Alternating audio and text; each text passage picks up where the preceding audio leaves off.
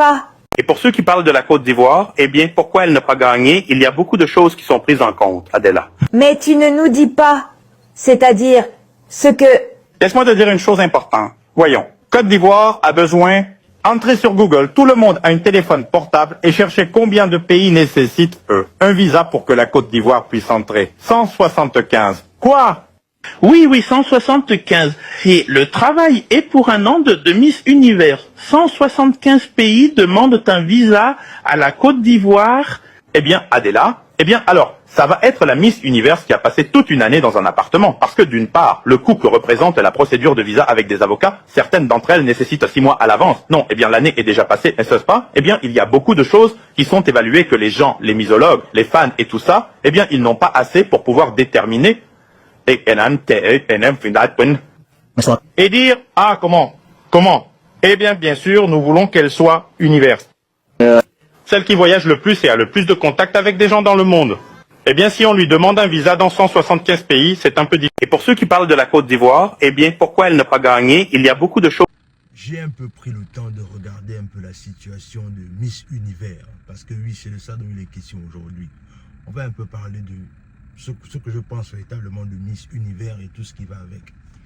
Alors, la vérité, c'est que ce sont des choses que je ne regarde pas beaucoup, mais il y a des gens qui m'ont quand même demandé de mon avis là-dessus, parce que les gens estiment que bon, je dois quand même dire ce que je pense par rapport à Miss Univers et toutes les revendications qui sont derrière. Alors, ce que moi je veux simplement dire ici, c'est que tout le monde sait que c'est l'Ivoirienne Yassé qui a gagné le concours de Miss Univers.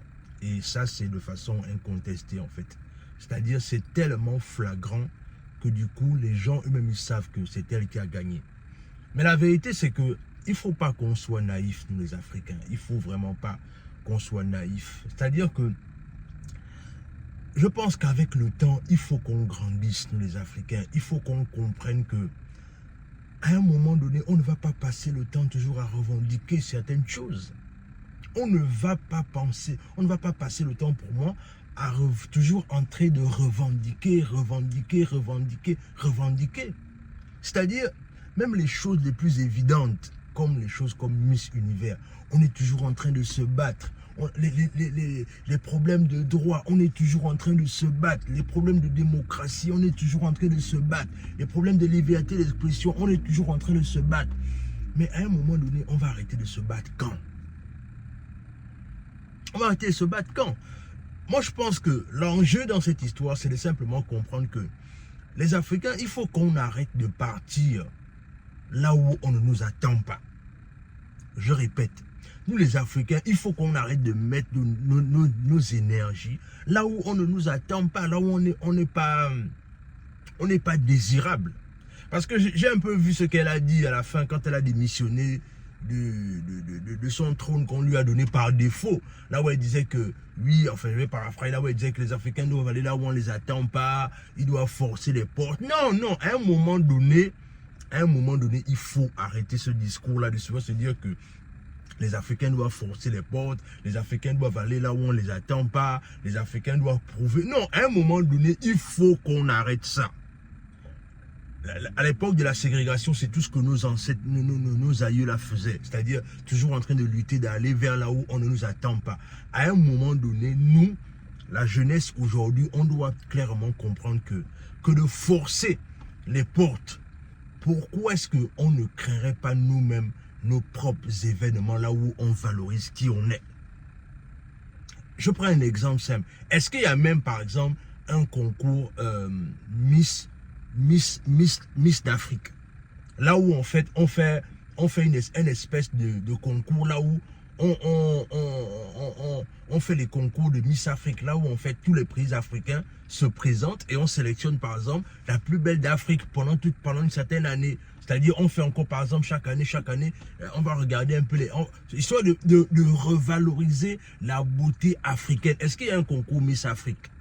Moi, je suis pas au courant. Enfin, vous pouvez me dire ça dans les commentaires parce que moi, je regarde pas trop ce genre de choses. Mais c'est simplement pour dire ici que pendant qu'elle est en train de dire que les Africains doivent se battre pour pouvoir aller chercher les places là où on ne nous attend pas, à un moment donné, il faut arrêter ça. Ce sont des pertes de temps et c'est des pertes des énergies. Par contre, il faut mettre son énergie là où on est la bienvenue. Il faut mettre son énergie dans le fait d'impacter notre communauté. Mais on n'est pas là pour prouver à quelqu'un qui quoi que ce soit. Parce que c'est souvent ça, c'est ce côté réducteur. Là où en fait on nous amène à nous dire que non mais il faut qu'on force la porte. Là où on nous attendait pas. Il faut qu'on s'impose. Non, à un moment donné, il faut savoir conserver son énergie dans des combats qui sont utiles. Moi, je pense clairement que le concours Miss Monde, les Africains n'ont même pas allé là-bas. Parce qu'en vérité, quand ils ont fait ça, ils n'avaient pas fait ça en comptant sur les Africains. Ils n'avaient pas compté, c'est-à-dire qu'ils n'avaient pas fait ce concours-là. Ils n'ont pas en fait designé ce concours-là en incluant la femme noire. Donc, c'est la raison pour laquelle c'est la femme noire elle-même, maintenant, qui doit se dire que si on ne m'inclut pas dans certaines choses, pourquoi moi je ne créerais pas mes propres événements là où en fait je valorise qui je suis. Et je pense que là aussi, c'est aussi le moment aussi d'interpeller certainement les dirigeants africains, même si vraiment ceux-là aussi ils ont montré leurs limites. Mais bon, bref, c'est aussi pour interpréter les dirigeants africains pour comprendre que personne ne va donner la dignité aux Africains à part les Africains eux-mêmes. C'est-à-dire, il faudrait qu'on arrête ce discours d'assimilation qui fait en sorte qu'on doit se battre pour tout et pour rien. Non, à un moment donné, les revendications, ça fatigue. Ça fatigue de revendiquer tout. Par contre, ce qui serait plus pertinent, c'est de faire en sorte que là où on ne nous attend pas, n'y allons pas.